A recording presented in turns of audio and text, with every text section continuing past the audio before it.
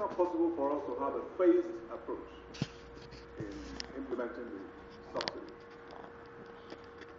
Why can't we make examples of the so-called cabals who have taken this nation down this route? Because the truth is that this nation is at a very, very difficult crossroad. This is the brink.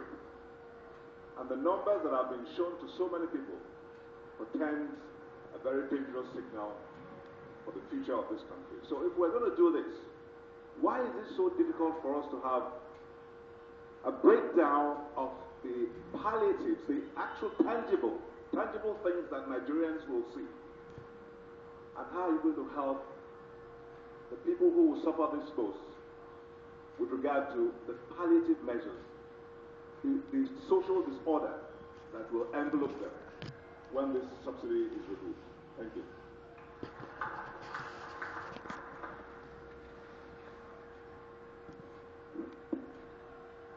The Minister of Petroleum Resources will respond.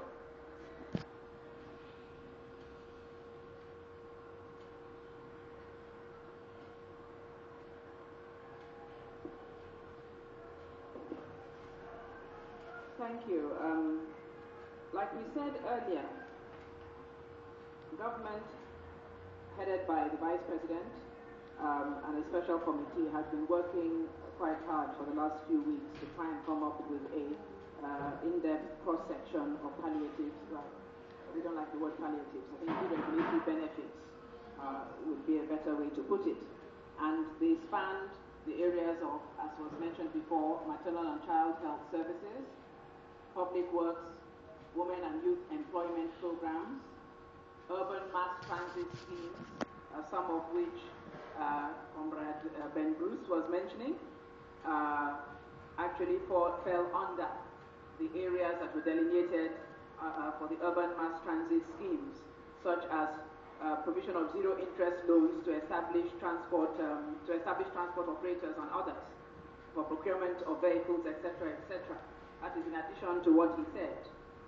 Vocational training schemes, and of course, the infrastructural schemes and others. Now I'll go into a little bit more detail. A Niger Delta Development Project intended to improve the lives of residents in the Niger Delta region. And of course, that is because the mainstay of our economy still comes from that region at this time. Major road infrastructure projects.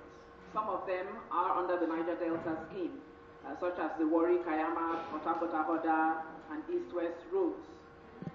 The major road infrastructure projects are because it has obviously been clear that government has not been able to deliver the sort of quality of roads that we would like to have seen in the last few years for a number of reasons, and a lot of it to do with our procurement systems in government and our processes as well at the federal level.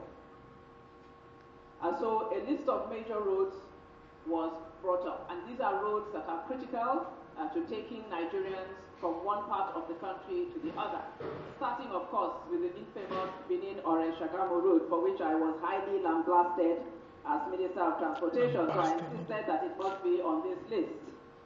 Of course, at the time I was Minister of Transportation, the budget was not moved for that particular road, and we did a lot of juggling to actually get it up to a stage of possibility that we did at that time. So we have roads like Abuja, Abaji, Lokoja, dual carriageway, Benin-Orange-Shagamu, Onitsha, Enugu, Port Harcourt, dual carriageway, necessary for refineries, refined products movements, Kano, Maiduguri, construction of the Oweto Bridge, the only major bridge in the Benue area and that axis, and of course, importantly, construction of the second Niger Bridge. Some of these projects are already ongoing, but because of our budgetary cycles and processes, they have never been brought to full fruition. So this time, mobilization will start as the deregulation begins, and it will be openly and transparently monitored by all Nigerians. A number of rail transport projects were put down as well, critical as well for the movement of heavy goods and services and products across the country. and also to free up our highways from the heavy tonnage that we've experienced. So some of the major ones, such as Lagos-Ibadan Standard Gauge, Abuja-Kaduna, the Port Harcourt all the way to Maiduguri, Zaria to Namoda, and the Abuja Light Rail Project. Again, some of them are already ongoing but have not been brought to full fruition. And we want to move on them quickly, phased out over the next 3 years of the government. Very critically, component of water and agricultural projects, which we have mentioned here severally. And again, in order to ensure that we have the necessary irrigation to produce at least 400,000 tons of rice per year, and also for water conservation for the country, we listed about 19 projects spanning from the Lower Anambra irrigation projects all the way through to Middle Ogun, to South Chad, Borno, Lower Chad, to Doma in Nasarawa, and all the way to Longtang, Longkat in Plateau, and Zaura Polder in Kebbi, 19 of those. Urban water supply projects as well were